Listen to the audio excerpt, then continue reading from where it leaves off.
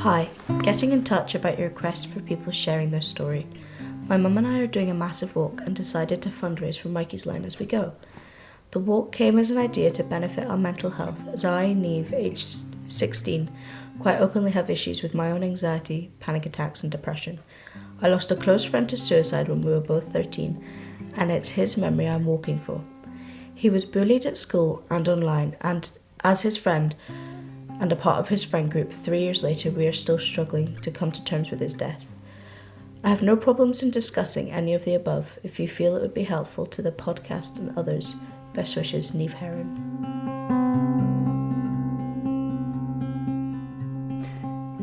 And that email is the reason I'm now sitting here with Neve and her mum, Joanne, for this episode of Speaking of Suicide.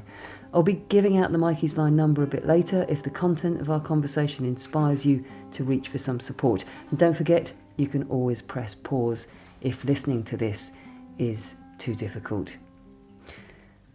Neve, let me turn to you first of all. Thank you so much for getting in touch. And I'll tell you why. Because actually, having someone of your age open up and talk to us, you're something of a rare find, I have to say. So I really am pleased to be able to be here to have a chat with you. Can we start by talking a bit about the friend that you lost to suicide? Because I suppose that underpins a lot of this. There's a lot of stuff to unpick in your email, but I think that's probably where we need to start. Take me back those 3 years and tell me a little bit about him as a friend, as a person. It was just out of lockdown, but he was like the smiley one that everyone would go to for a laugh. Like, you could all just sit down and he'd straight away, you could be in a funk and he'd just make you laugh. He was such a wonderful person, but throughout lockdown he kept everyone so happy and cheery. He was the one, like, we had our Teams channel. We never really messaged or anything, but we always had our like FaceTimes on Teams. And he was constantly uploading like, oh, guess what I made? And it would always be like banana bread. It was his thing. He was always doing it. But that, and then when we went back to school, we'd been in the same classes from S1. So this was an S3. S2, actually. S2, sorry. And we had a shared love for Star Wars. So we always used to geek out and compare comments about the new TV series and films and who our favourite characters were. But he was always a very approachable person and always strived to make you cheery and just be happy, really. So tell me about when he took his life and the circumstances of that. It was haunting in a way. It was really hard to come to terms with, still coming to terms with. But it felt so surreal. Like, you hear about these things and how awful it is, but you never think about if it were to happen to someone you knew, how close you were, or how to help people around you after it, or how to help them. No one had any idea what he was going through. And we didn't know. They called the assembly. We missed the assembly, so they came up to our class and they told us. And the way the teachers worded it, you can see in their faces they're still in shock. Like, because you're such a close community within classes that you don't think about what someone could be going through. But we all know that he was bullied and the school were good, but I don't think it reached him as much as it could have. But he was admitted to the hospital Friday, and then on the Monday we were informed that he wasn't going to make it. The wording was basically he's not going to survive. But the way they word it is people didn't understand, because you're still trying to come to terms with he's not been in school. But then it's when they say that and you're like, this is what happened. None of us knew anything at that point. Not even the teachers or police and that. They knew almost nothing. And then we got an assembly first thing on the Tuesday morning to say he'd passed. and the following Friday was his funeral. But it was just the mood throughout the whole school. It was so, as it would be, somber. Like, everyone was just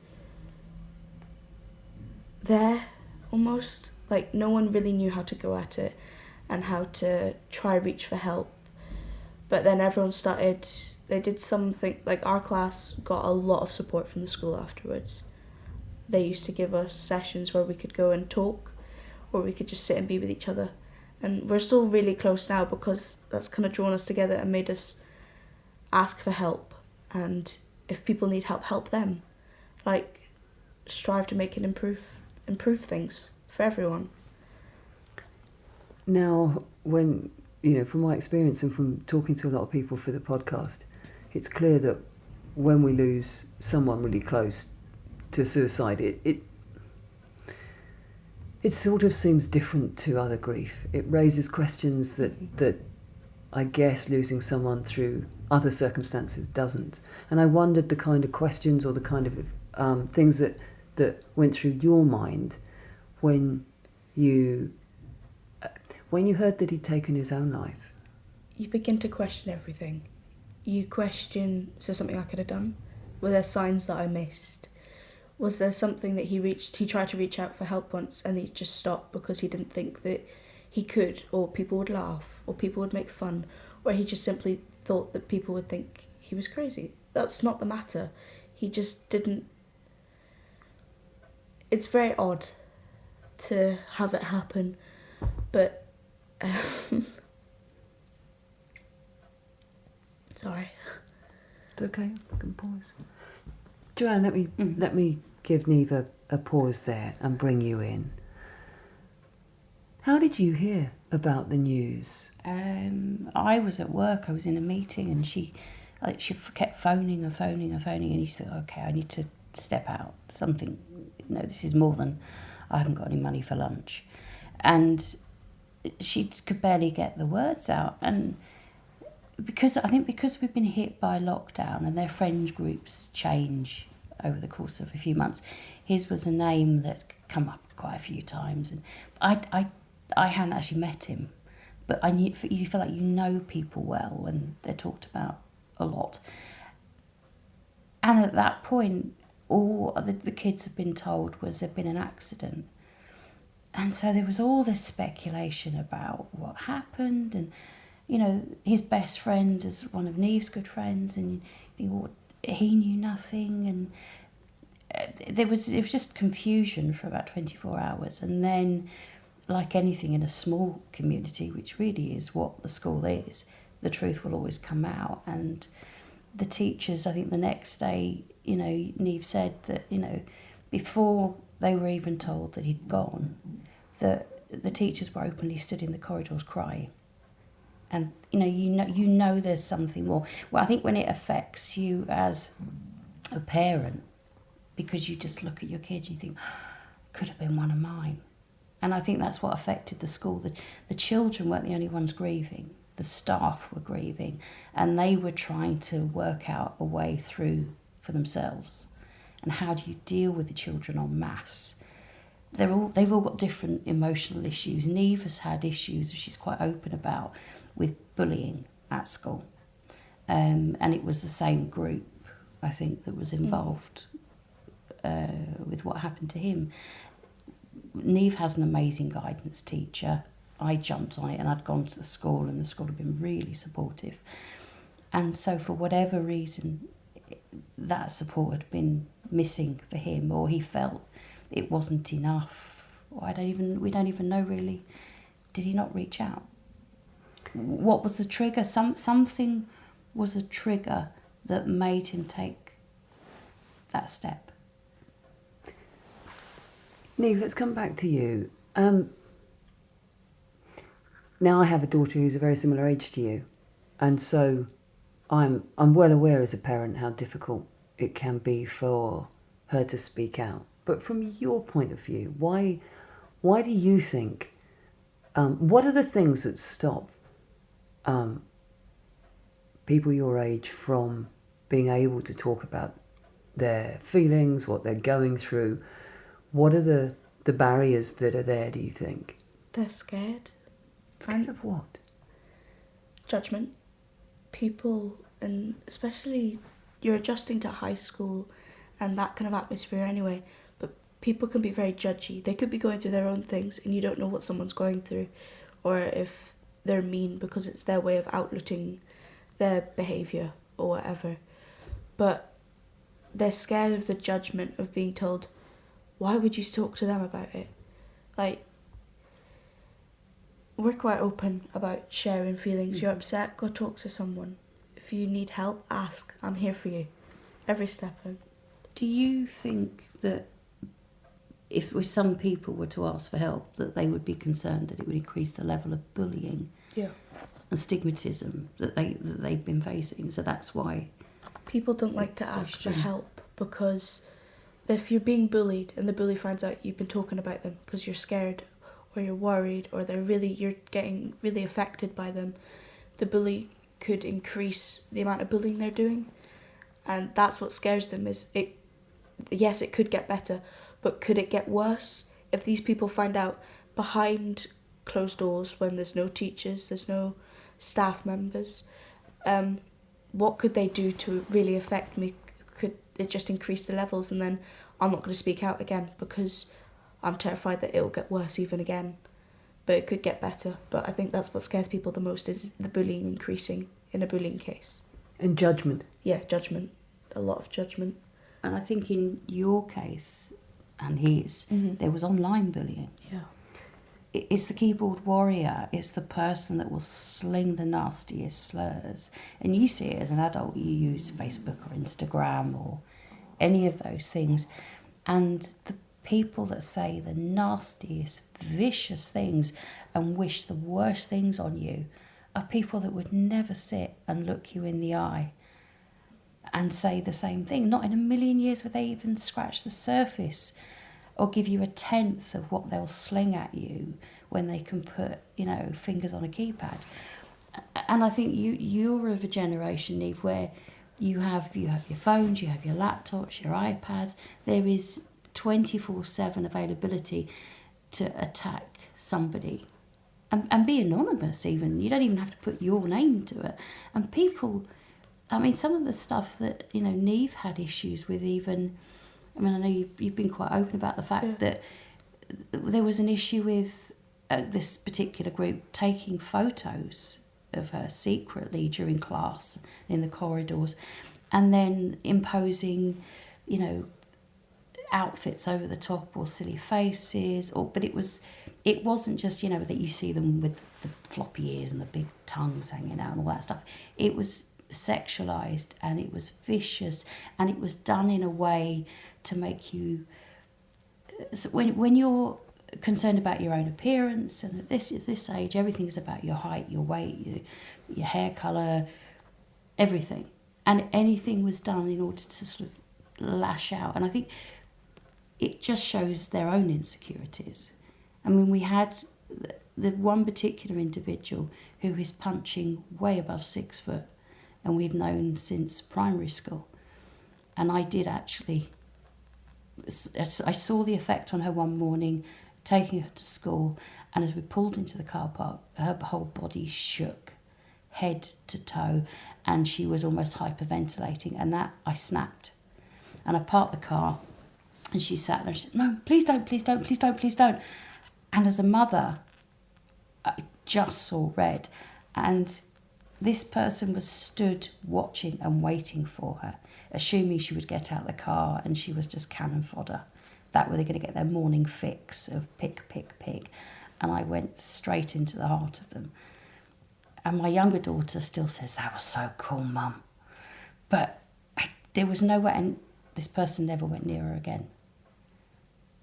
And I think it took the human interaction, potentially, of me saying, "Don't you dare." And they stayed away. But he wasn't so lucky. Others haven't been so lucky. And you can't always be there. No. And as parents, we can't always be there. Yeah. If you're able to, Neve, I'm really interested in hearing how this kind of online and at school bullying, how it feels, how it's impacted on you. It's awful. Like, you see so many different sides to people. Someone could be acting really nice and friends and that in class, and then as soon as no one else is watching, they turn on you, and you're there and you're like, whoa, what happened? 10 minutes ago we were laughing at a joke, and now you're sat here taking photos of me and bullying me and posting them and trying to get other people to effectively gang up on you. That's what that was that one particular morning, as Mum was just describing, was I'd pull up in the car and they'd look and they'd see me through the windows and they'd start there sniggering and making their way over to where we'd park, and they would wait for me and they would follow me into the school, and it's so intimidating, especially because there was so many of them. There was Pack mentality. There was about 20 of them, and if I was sat on my own in the library or at lunch, they would come and they would sit around me, and they would just sit there and they would stare at me. If I was eating, if I was reading a book, whatever I was doing, they would just stare. And that was more intimidating than the words, because the words you just learn to be like, not listening to you, I don't care, I'm not having it. But it's when they sit there and they stare, and it makes you feel all twisted, and you start being really self-conscious about everything you do. But I think it's made me learn to be more grateful and help others a lot more. If they need help, or if they seem off, just ask them if they're okay. If they need help, help them. Give them as much support as you can, especially towards friends and even just people in the hallway. If you see someone looks upset, go up to them and ask, you okay? Is there anything I can do to help? Yet just having a bad day, or if you need someone to talk, let me know, I'm always here. And just letting people know that you're always there, because you know how hard it is if you've not had someone when you've needed them, when a bullying is going on.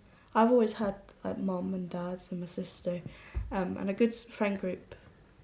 That's interesting. For you, do you think the key to having real support when you're being faced by bullying is having someone else reach out and say, actually, I'm on your side?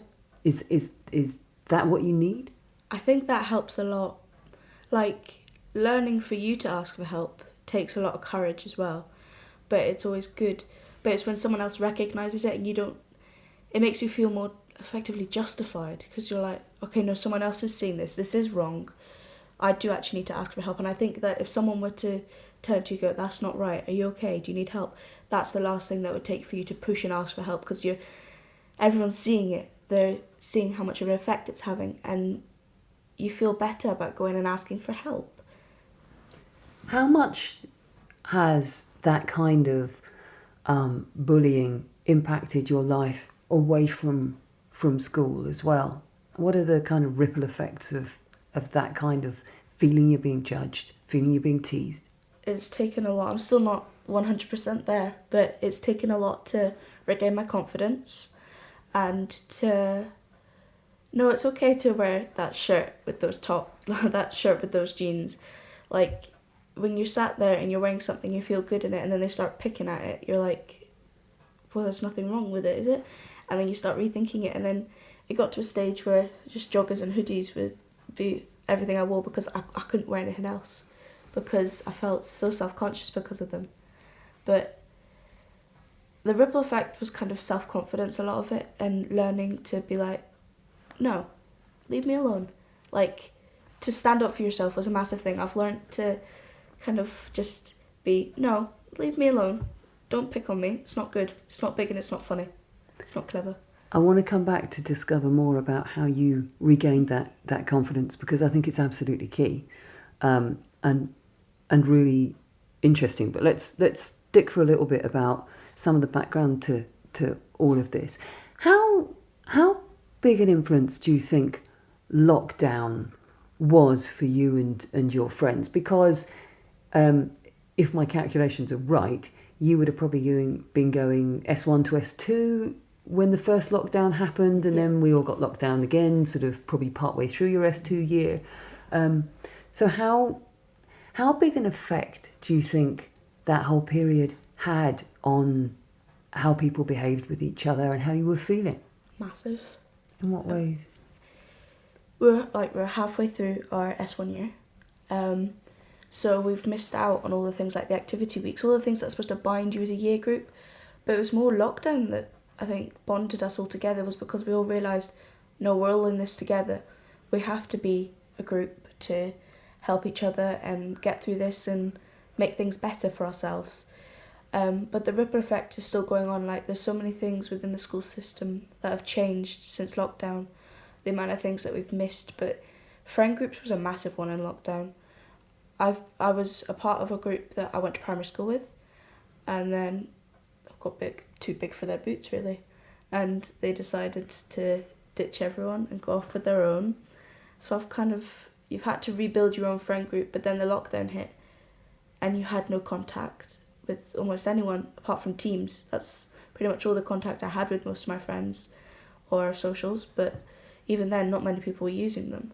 I think they got bigger throughout lockdown, but it was hard to see your friends drift away from you and then come back and keep doing that. So it's been like that for a few years, but it's like finding the solid friends and the ones that you know you can talk to, and just finding the good ones, really. Friendships are really important. Yeah, massive. They're a part of, most of me is shaped by my friends. The fact that I know I can talk to them and they can talk to me and we can help each other. I like having a friendship where the communication goes both ways. You don't have to feel pressured into messaging first or likewise. You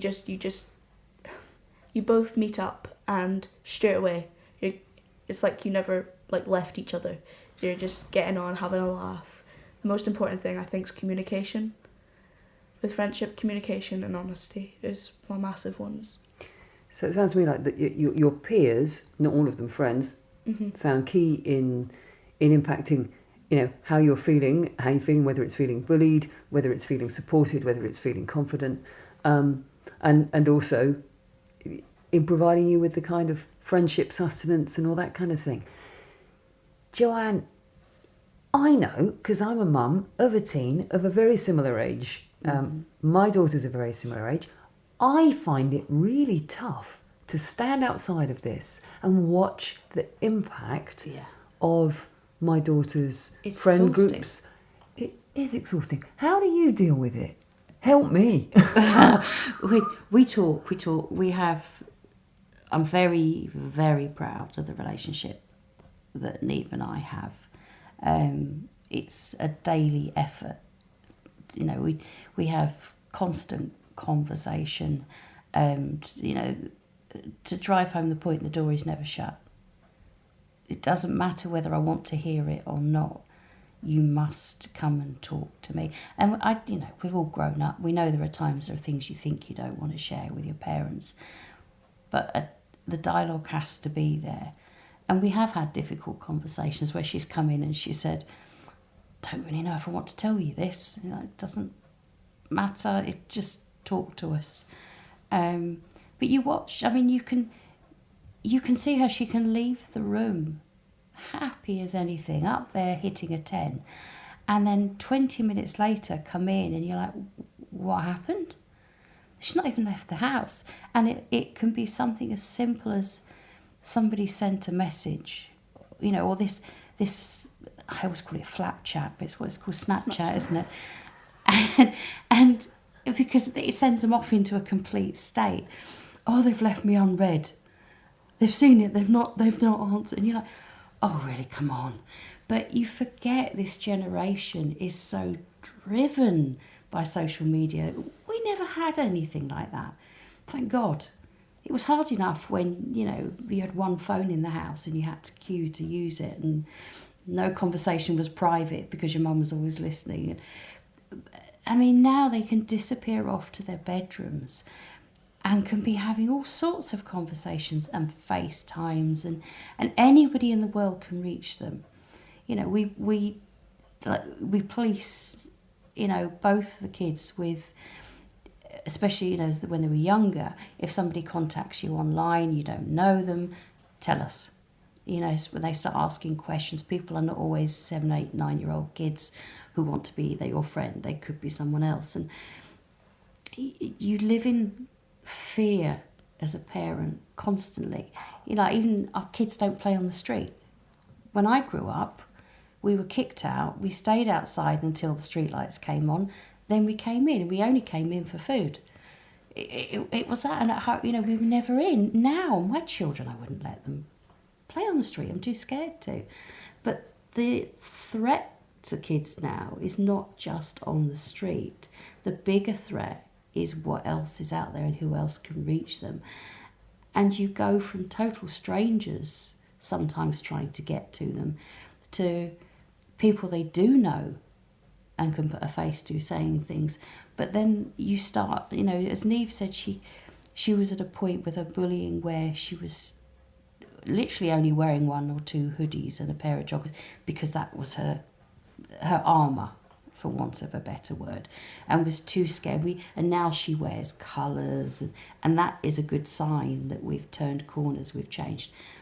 But all it takes is one dour comment or one snip from somebody that she might hold in some sort of esteem.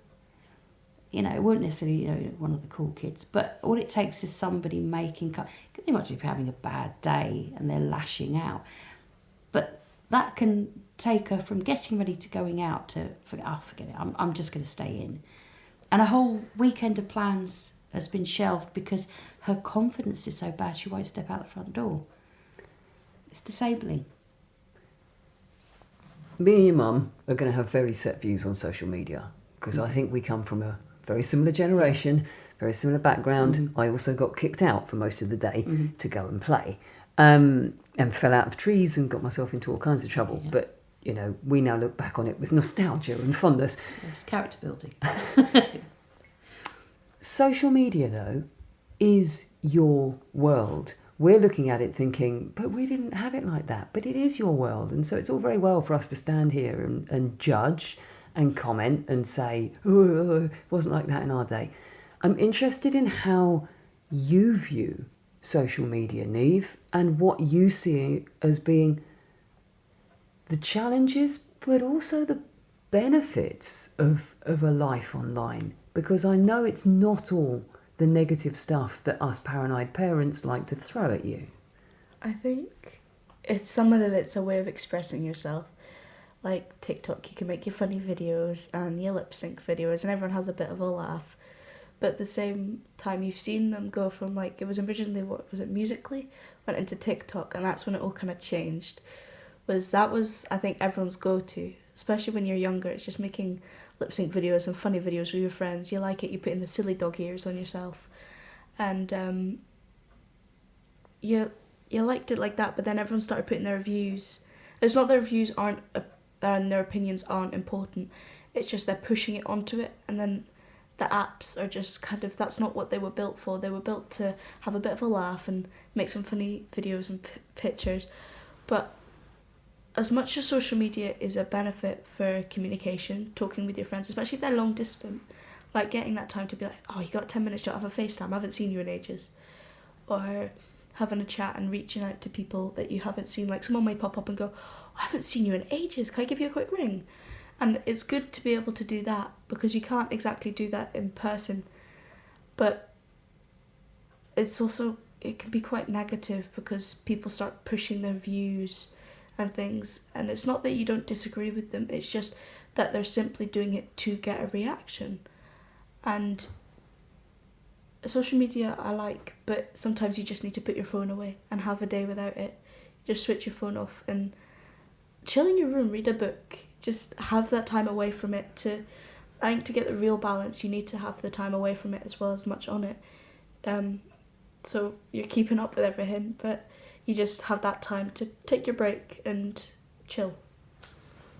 I was going to ask how you managed stepping away from it, but interestingly, you just switch off. Yeah, switch my phone off and read a book or chill in my room, tidy, just anything.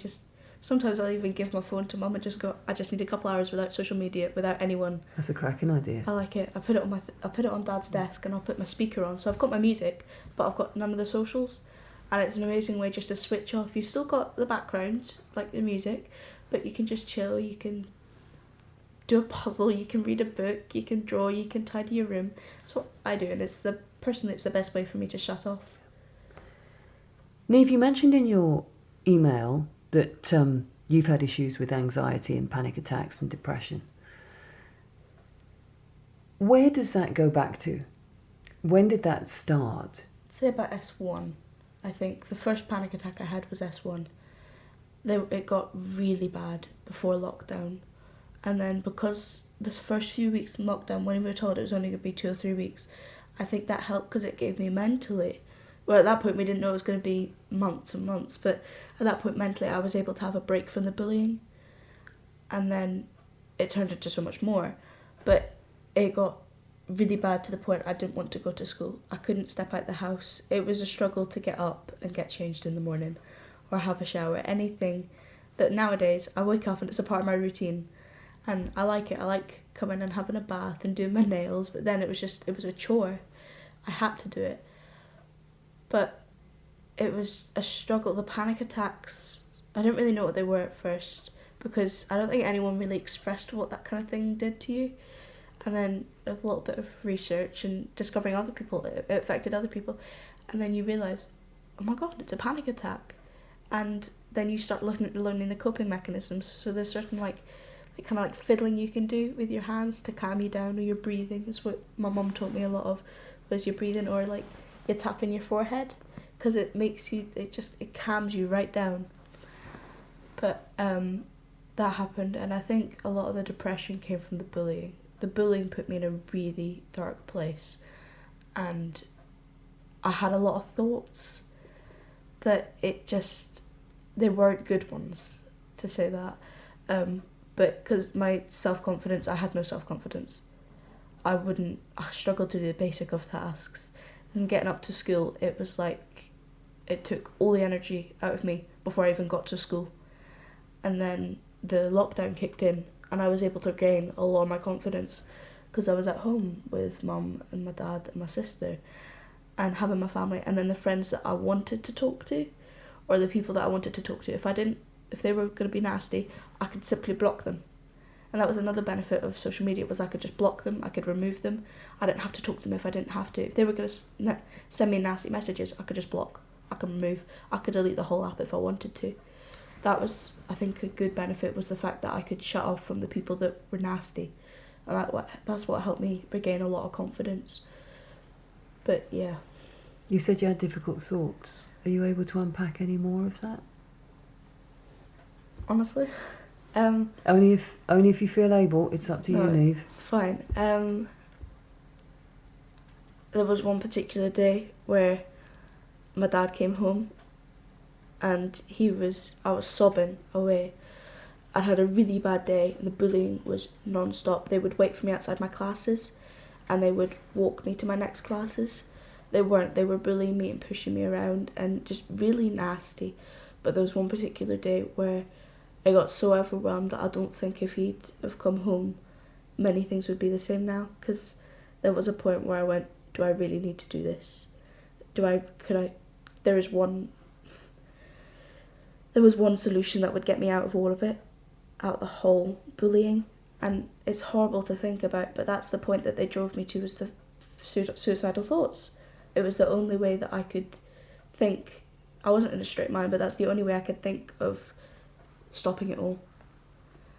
And it was awful. But then they came home, and I sat with them, and I talked, and from there it was okay, because I was able to learn that it was okay to reach out for help, and it's okay not to be okay.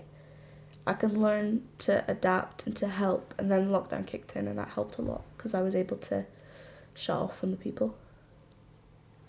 Thank you for sharing that. I know that wasn't very easy, but I think to hear that honesty, I'm a big advocate for honesty, and I think it really speaks, and I'm sure it will be speaking to people who are listening to this.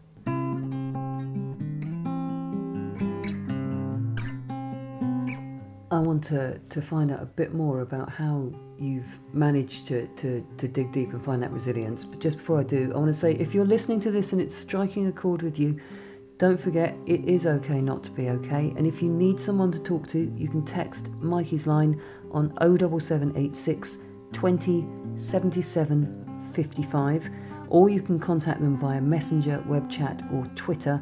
And the number for WhatsApp is 01463 729000. And that's Sunday to Thursday, 6pm to 10pm, Friday to Saturday, 7pm to 7am. Or you can go and visit them at the Hive, 19 Academy Street in Inverness. They're open 7 days a week from 6pm to 10pm. Neve, it's great to see you sitting here smiling, looking so happy and well. But I am interested in how you found the strength to turn things around. From your perspective, how did you manage to make that shift? Because I know it is a difficult thing to make change happen. It's not instant. It's never instant. So how did it happen from your point of view? I think a lot of it, like Mum said, was down to lockdown. The fact that I had some really bad and deep thoughts, and I thought that was the only way to help myself. I think that really drove me to make a change and to strive to help myself and to build my confidence back up, was the fact that I could help other people. I saw from my perspective what it was like to be in that situation and how it felt, and it was awful, and I never wanted anyone else to feel like that.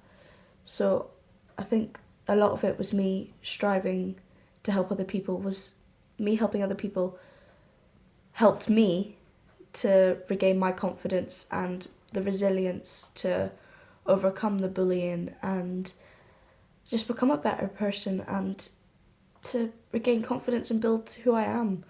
And I think Mum's right, a lot of the bullying, I don't think I'd be the same today if I hadn't been as badly bullied. I don't think I'd appreciate as many friendships, and I don't think I'd ask people if they were okay as often, or if they needed help, or just let people know that I'm there if they need me. If people's having a bad day, I can just go up to them and be like, do you need some help? If not right now, but if you need anyone, you know where I am, just give me a shout and I'll help you however I can. Don't be afraid to ask for help. Or if not me, go to guidance or a teacher or someone you trust, a parent. But I think a lot of it was me wanting to help others, help myself to regain that.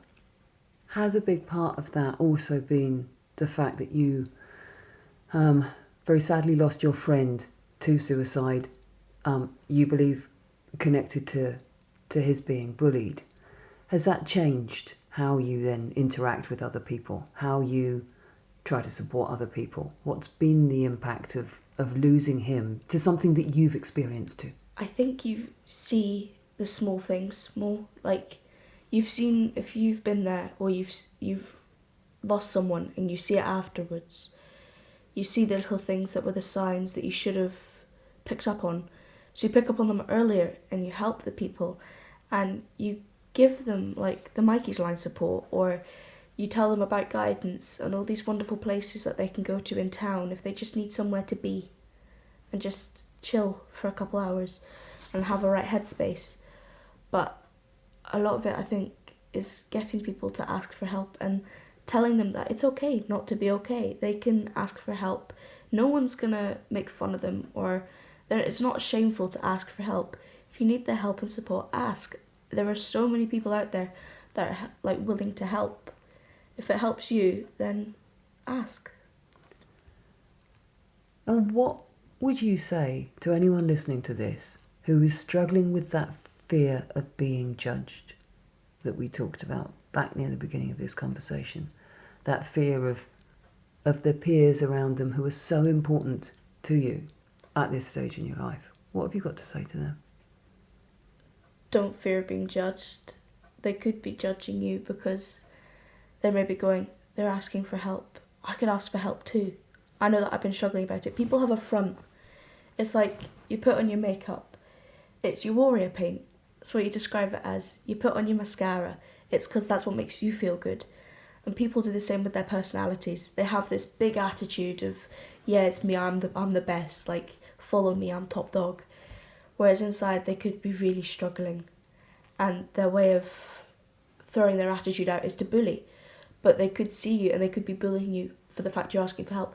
But in a possible reality, they need the help and they're just jealous of the fact that you had the confidence to go first and ask for help, and they maybe they see you as this person because they're like, whoa, it is okay to ask for help. Maybe I should ask for help. And that, I think, is a big part of it, especially in high school.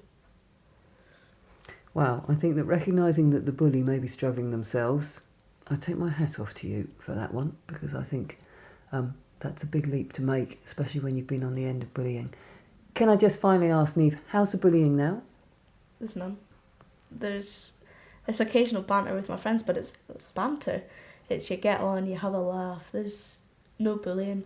I've had a couple of incidences over the past year and a half of people making sniggery comments, but because I've managed to change my attitude so much and help others, it's kind of driven me just to say, do you not stop. It's not big, it's not clever, it's not funny. Take a step back, look at what you're doing and realise it's wrong. And that's helped a lot. You both did your mammoth walk. Yeah, still limping. Still limping. Maybe for some time. In memory of your friend Neve. How far did you actually walk? Just short of 100 miles in 8 days. Okay. Hadrian's Wall, coast to coast. And how much did you raise for Mikey's Line? With gift aid, we currently have just over £1,600.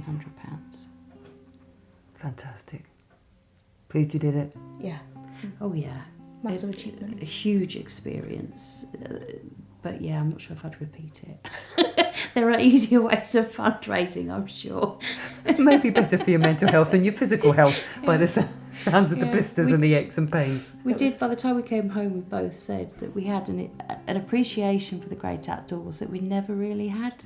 We were actually craving fresh air and like the I would say the mundaneness of getting up, showering, boots, bag on your back, and off you go. And that was all we had to do every day, was just walk. And it was lovely. But yeah, Well done. Well done. And on behalf of Mikey's Line, thank you very much indeed. And thank you for sharing your story, both of you. It's been lovely to meet you and spend time with you. No problem.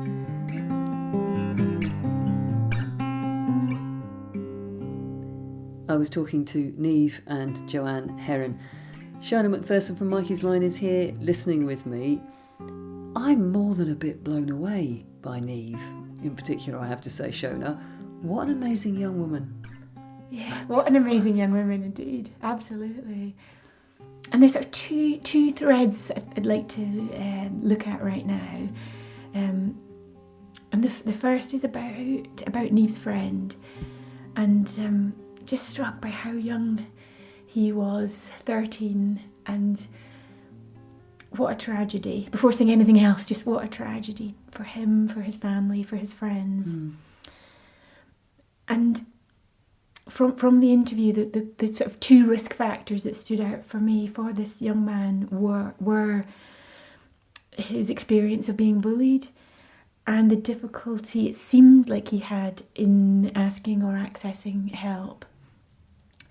And I think it's really important to state that bullying doesn't directly cause suicide, and the research shows that involvement in bullying, either as a victim or as a perpetrator or as a witness, can definitely raise risk of suicide, and it can raise feelings of hopelessness, poor connectiveness in school, which affects mental health, which increases risk for suicide.